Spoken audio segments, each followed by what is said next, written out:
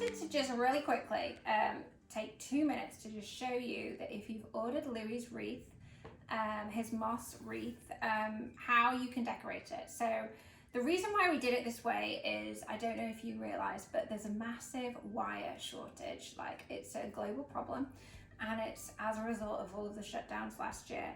So there's no frames for the wreaths, and typically what we do is we give you a kit and you build the whole thing yourself. So I was speaking to Louie about how can we find a solution around this, because everybody wants a wreath, but we can't get the frames. So what he had an idea of is building the base of the wreath for you, and he used Lishin moss as a way to do that, which I love because it has this like naturally kind of sage looking texture, and the other beautiful thing about it is that moss lasts forever as well. So this is something that you could even keep as a base, and then come Easter you could decorate it with something else. Come spring we could put some pin cushions on it. You can just keep rolling it around, you know, for every season of the year, which is nice because it's great to be able to reuse things that we've got. We also have a bunch of pepper berries. These are already dried, and we also have some baby's breath too, which has already been dried, and some ribbon and a little bit of paddle wire. So the beautiful thing about this is you'll find at the back of the wreath from Louie, there's already a hook, so he's already done that for you.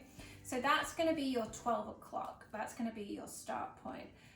So I'm just going to lay it back down here. So this is my 12 o'clock. So basically what we're going to do, it's entirely up to you how you design it. You can build clusters and like equally segment everything around, and we can wrap it together, or you could just use the pepper berries, or you could just have a green and white wreath and use the baby's breath. So it's entirely up to you. The wire attached. So basically what we want to do is we want to wrap the wire in between the moss, and you just want to let it go round once. So wait, my start point was here.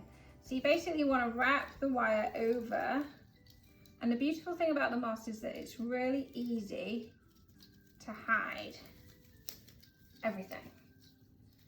You won't even see the green wire at all, but it is important that you don't wrap it around too many times. So I'm just going to go around back to here, and it's also really important that you don't make it super tight, because otherwise the shape of Louie's wreath is going to be changed, because we're going to have like indentations. Okay, so we've connected it.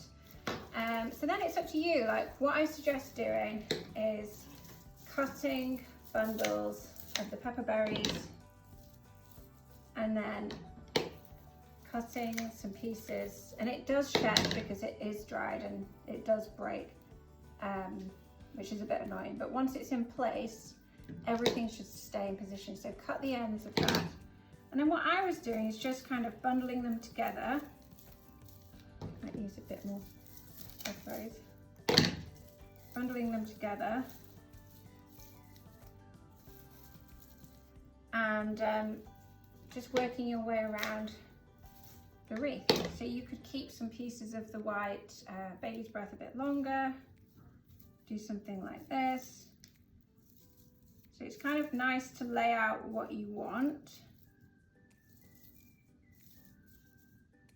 and then really all you do really simply is you just roll it in place. Roll the wire around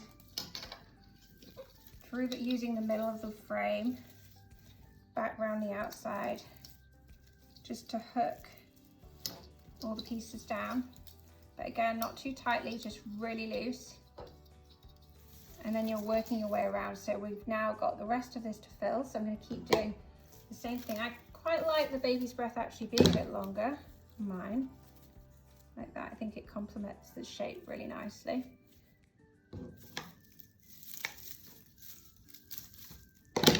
I'm just going to add some pepper berries there, so you go around through the branchy pieces. Just do that carefully.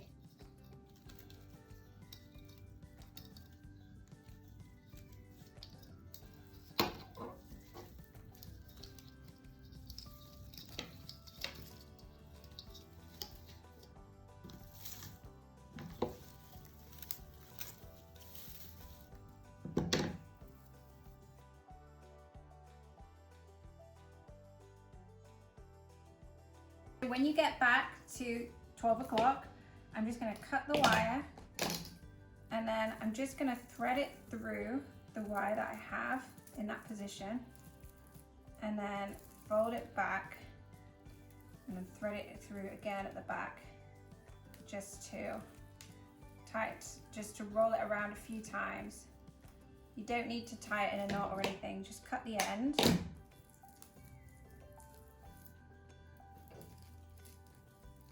And there we go.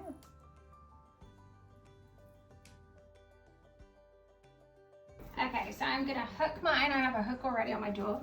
And then I like the ribbon at the bottom, but you can decide, you can decide to put it anywhere you want. So I'm just gonna tie it in a bow here. Oh, remove these little branchy pieces.